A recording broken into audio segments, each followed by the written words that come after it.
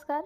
राज्यात 10 ते 10पेक्षा कमी पटसंख्या असणाऱ्या शाळांमध्ये कंत्राटी शिक्षक भरती सुरू झालेली आहे आणि या शिक्षक भरतीवर आचारसंहितेचा परिणाम होत आहे आणि याच कारणामुळे आचारसंहितेमध्ये ही प्रक्रिया बंद करण्यात आलेली आहे. जो पहिला जी आर आला कंत्राटी शिक्षक भरतीचा तो म्हणजे 5 सप्टेंबरचा. त्या जी आरनुसार 0 ते 20 ज्या पटसंख्येच्या ज्या शाळा आहेत त्याच्यानुसार सेवानिवृत्त शिक्षक आणि डी.एड. बी.एड. अशा अभ्यागतधारकांना ठराविक मानधनावरती द्यायचं ठरवलं होतं नियुक्ती. परंतु त्या निर्णयाला बऱ्याच संघटना आहेत त्यांची आंदोलनं झाली आणि विरोध केला आणि ते झाल्यावरती मात्र सरकारने त्या जी आरमध्ये फेरफार करून 0 ते 10 पटसंख्या जिथं शाळा आहे तिथं कंत्राटी शिक्षक भरतीला तात्पुरत्या स्वरूपात मान्यता दिली.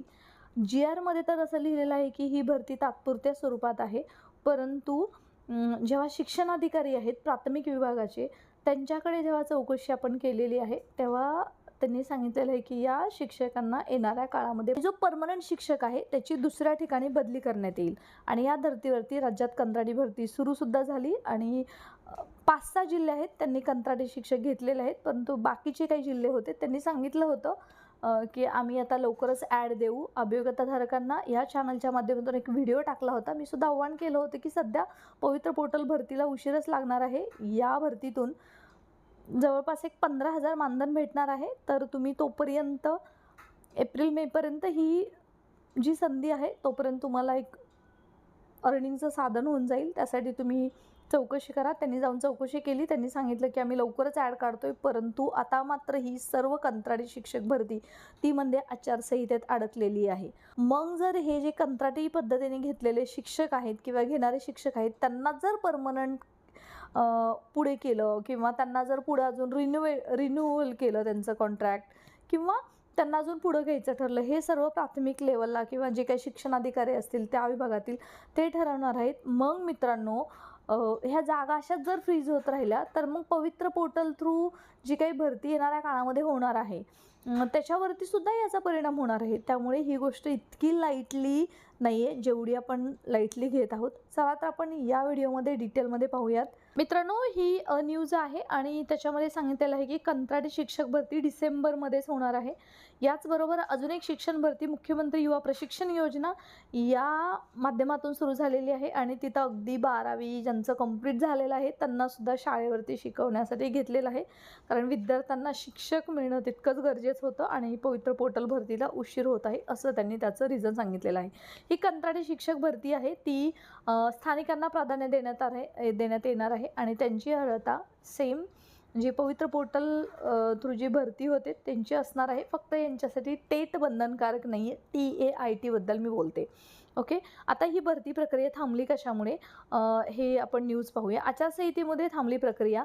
झेडपीच्या 96 शाळांचा पट 10पेक्षा कमी आहे. म्हणजे आपण पाहू शकतो की 96 शाळांचा पट 10पेक्षा कमी आहे. म्हणजे कंत्राटी शिक्षक भरतीचा जबरदस्त फटका तो प्राथमिक विभागाला बसणार आहे. ते आपण न्यूज डिटेलमध्ये पाहूयात. जिल्हा परिषदेच्या ज्या शाळांची पटसंख्या 10 किंवा त्यापेक्षा कमी आहे त्या शाळांवर आता प्रत्येकी एक कंत्राटी शिक्षक नेमला जाणार आहे. मित्रांनो सोलापूरची न्यूज आहे. सोलापूर झेडपीमध्ये आपले काही प्रतिनिधी गेले होते. त्यांना सांगितलं होतं की आम्ही 4 दिवसामध्ये ॲड काढू आणि त्यांना ती ॲड काढणं शक्य झालेलं नाही आहे, म्हणूनच आता त्यांनी क्लॅरिफिकेशन न्यूजच्या माध्यमातून सर्वांनाच दिलेलं आहे.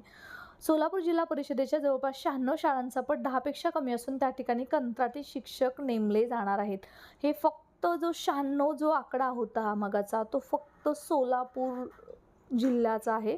बाकी जिल्ह्यांमध्ये असे किती शाळा असतील त्याचा पट 10पेक्षा कमी आहे आणि तिथं प्रत्येक ठिकाणी कंत्राटी शिक्षक भरला जाणार आहे. पण विधानसभा निवडणुकीनंतर त्यांची कार्यवाही होणार आहे. जिल्हा परिषदेच्या शाळांमधील शिक्षक भरतीनंतरही सोलापूर जिल्हा परिषदेच्या शाळांना अजूनही 600 शिक्षक ते म्हणजे मराठी, उर्दू, कन्नड माध्यम कमी आहेत.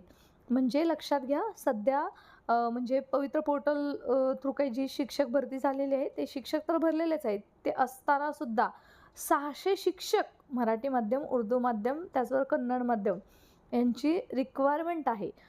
शाळांना पटसंख्येच्या प्रमाणात शिक्षक नसल्याने जिल्ह्यातील जवळपास 500 शाळांमधील पदे समानीकरणात अडकलेली आहेत, त्यामुळे यांचं समायोजन करण्यात येत आहे. यांची पटसंख्या जिथे कमी आहे तिथं कंत्राटी शिक्षक नेमून अशा प्रकारे विद्यार्थ्यांना शिक्षक देण्याचा प्रयत्न चालू आहे. RTE नुसार 30 विद्यार्थ्यांमागे एक शिक्षक असावा असा नियम आहे, पण त्यानुसार सर्वच शाळांमध्ये कार्यवाही झालेली दिसत नाही. हे तर सगळीकडेच आहे.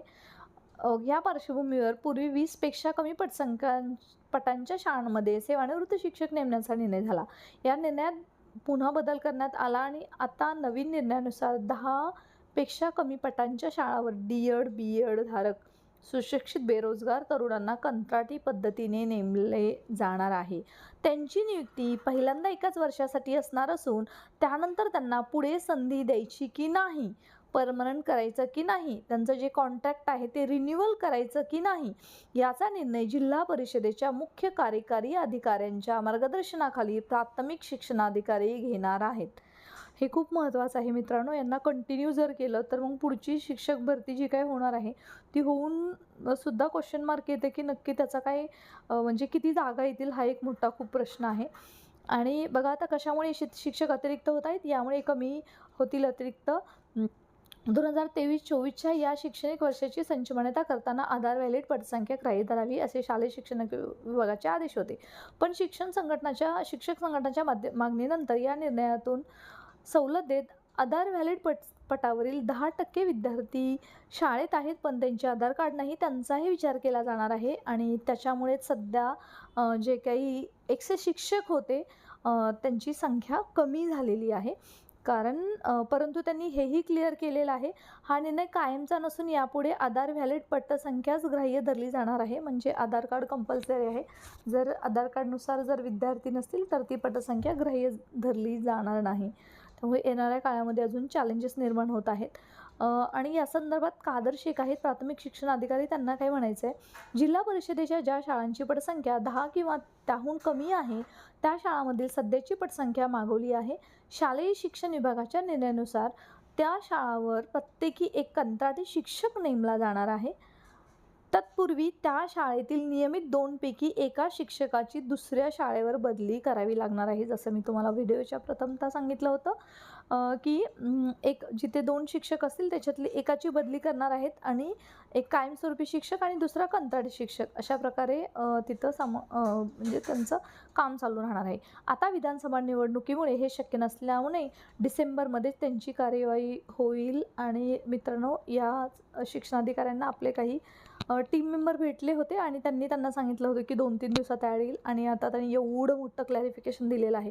म्हणजे थोडक्यात कंत्राटी भरती हे सुद्धा सोल्युशन नाही आहे किंवा यांना कंटिन्यू करणं, त्यांना परमनंट करणं हे काहीच सोल्युशन कोणाच्याच हातामध्ये नसलं तरीसुद्धा सध्या विद्यार्थ्यांना शिक्षक मिळणं हे फार गरजेचं होतं. तर पवित्र पोर्टलद्वारे जो सेकंड फेज आहे त्याला उशीर होत आहे आणि त्याच्यामुळे कंत्राटी शिक्षक भरले जात आहेत असं शालेय विभागाने नेहमी स्पष्टीकरण आपल्याला दिलं आहे.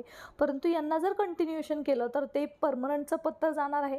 बरं, यांना परमनंट करतील कशावरून, परमनंट करून फुल स्केलवरती घेतील, हा सुद्धा क्वेश्चन मार्क आहे. म्हणजे थोडक्यात काय की शिक्षकांची पदं कशी कमी भरली जातील यासाठी रोज नवनवीन GR काढून शासनाने आतापर्यंत म्हणजे खरं जे DED, BEd अभियोग्यता धारक आहेत, जे वेल क्वालिफाईड आहेत, त्यांच्या हक्काच्या नोकरीवरती गदा आणली आहे असं म्हटलं तर वावगं ठरणार नाही आहे. मित्रांनो, चॅनलवर नवीन असाल तर स्टे कनेक्टेड.